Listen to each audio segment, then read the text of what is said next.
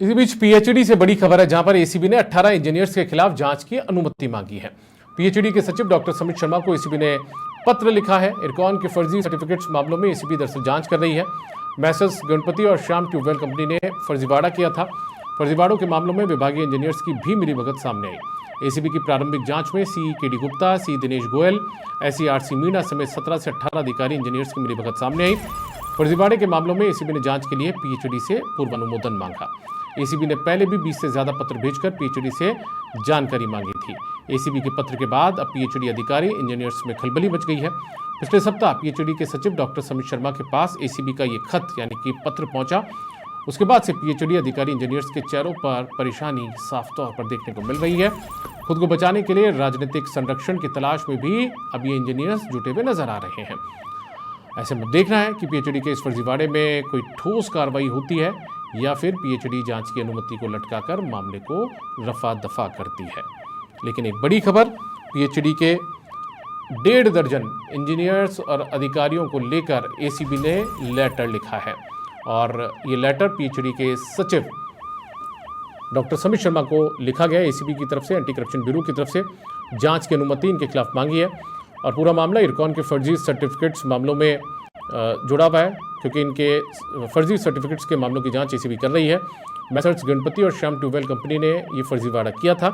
फर्जीवाड़ों के मामलों में विभागीय इंजीनियर्स की भी मिलीभगत सामने आई थी। एसीबी की प्रारंभिक जांच में सी केडी गुप्ता, सी दिनेश गोयल, SERC मीणा समेत 17 से 18 अधिकारी इंजीनियर्स की मिलीभगत सामने आई थी। फर्जीवाड़े के मामलों में एसीबी ने जांच के लिए पीएचईडी से पूरा पूर्वानुमोदन मांगा है। एसीबी ने पहले भी 20 से ज़्यादा पत्र भेजकर पीएचईडी से जानकारी मांगी थी। अब जब और ज़्यादा जानकारी के साथ हमारे वरिष्ठ सहयोगी, हमारे एग्जीक्यूटिव एडिटर जितेंद्र शर्मा जी जुड़ चुके हैं फोन लाइन पर। जितेंद्र जी, एक बड़ी खबर पीएचईडी से जुड़ी हुई, क्योंकि भ्रष्टाचार के आरोप लगातार लगते रहे इस पूरे मामले पर, लेकिन अब पीएचईडी के सचिव को एक लेटर जारी कर दिया गया है जांच की अनुमति के लिए।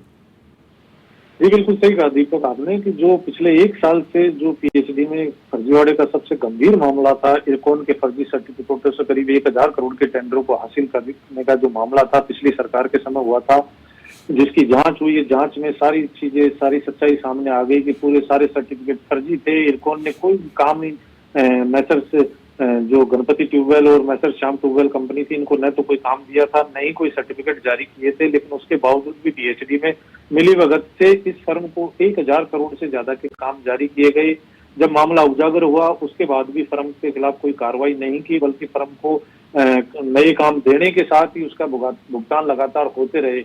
इस मामले में जब पहले एसीबी ने कार्रवाई की, उसके बाद ईडी ने कार्रवाई की और फिर अब सीबीआई को इस पूरे मामले की जांच सौंपी गई है और सीबीआई इस मामले की जांच कर रही है। लेकिन इसी कड़ी में अब पैरेलल एसीबी भी लगातार इन मामलों को लेकर जांच कर रही है। एसीबी ने पिछले 5-6 महीनों में पीएचईडी से कई 20 से ज्यादा पत्र लिखकर कई रिकॉर्ड मांगे गए थे। उनमें से कई रिकॉर्ड पीएचईडी की ओर से उपलब्ध भी कराए गए और कई रिकॉर्ड अभी भी पीएचईडी की ओर से उपलब्ध कराना बाकी है। लेकिन इसी बीच अभी पिछले सप्ताह जो एसीबी की ओर से पीएचईडी के जो सचिव है डॉक्टर समित शर्मा, उनको एक पत्र लिखा गया, पत्र भेजा गया, जिसमें करीब 17 से 18 अधिकारी इंजीनियर्स के नाम है, जिनमें 2 चीफ इंजीनियर है, 2 SC है जिनके पास में एडिशनल का चार्ज रहा था, वहीं एक FAJJM है, उनका भी नाम सामने आ रहा है। करीब जो बिड एवल्यूएशन कमेटी के जो सदस्य थे उनको भी इसमें पार्टी बनाया है एसीबी ने और उनकी लिप्तता भी पाई गई है।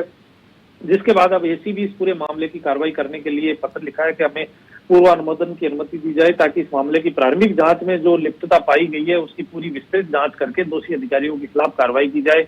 एसीबी का ये पत्र जैसे ही पीएचईडी में पहुंचा है, उसके बाद अब पीएचईडी में खलबली मच गई है। पीएचईडी में जो इस प्रकरण में लिप्त अधिकारी थे वो बुरी तरीके से परेशान नजर आ रहे हैं और पिछले सप्ताह से ही वो इस मामले में खुद को फंसने से बचाने के लिए जुटे हुए हैं। वो अपने जो इस फर्जीवाड़े के मामले में कार्रवाई से बचने के लिए आकाओं को ढूंढ रहे हैं।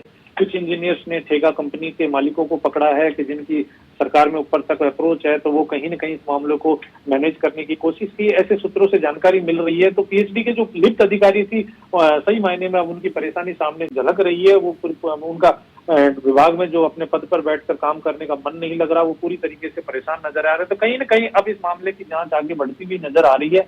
लेकिन अब देखना है कि 1 साल से जो फर्जीवाड़े का मामला सामने आया था, उसमें नई सरकार को बने हुए भी करीब 5 से 6 महीने हो गए, अभी तक कोई कार्रवाई नहीं हुई। तो अब ये अपने आप में एक सवाल खड़ा हो रहा है कि आखिर इस फर्जीवाड़े के गंभीर प्रकरण में आखिर कब कार्रवाई होगी और किन किन दोषियों पे कार्रवाई होगी। क्या जलदाय विभाग इसकी अनुमति देगा कार्रवाई की, या फिर इस मामले को लटकाकर जो इस प्रकरण में लिप्त अधिकारी है, दोषी अधिकारी इंजीनियर है, उनको बचाने का प्रयास किया जाएगा। जी दीपक।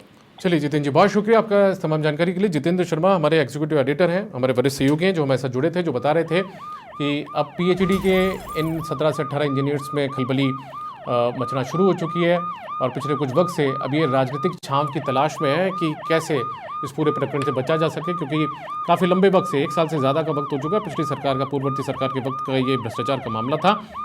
मौजूदा सरकार बने भी करीब 6 महीने से ज़्यादा का वक्त होने को आया है और ऐसे में अभी तक कोई कार्रवाई नहीं हुई। तो अब आगे क्या कार्रवाई होती है, क्या जांच की अनुमति दी जाती है एसीबी को, ये अब देखने वाला मामला होगा।